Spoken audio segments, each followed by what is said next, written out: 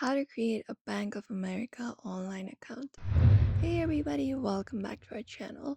If you'd like to do so, you may follow up these steps. So head over to bankofamerica.com for that.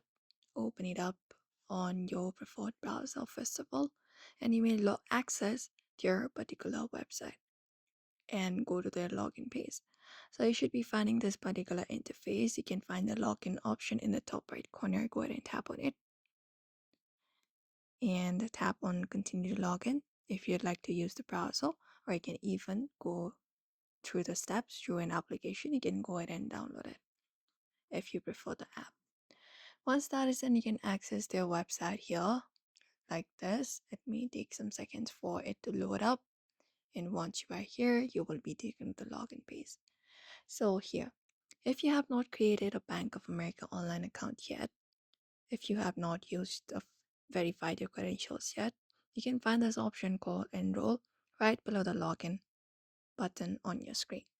So just go ahead and tap on it, which is also right beside forgot ID and password. You may go ahead and find that option and tap on it, or you can even find the create option in your home page. Now here you can get started with the process. The first thing you need to do is provide in your card or account number.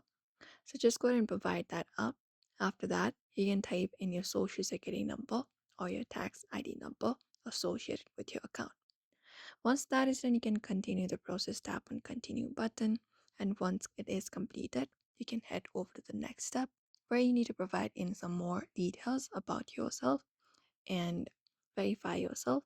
Once the verification is completed, your online account should be created, and then you can head back to the login page where you can enter up your user ID and password and tap on the login button and access your online account for Bank of America. So therefore, that is it. If you'd like to create a Bank of America online account, you may follow up these steps in order to do so. So I hope this information was helpful. Give it a thumbs up and subscribe for more tips and tutorials.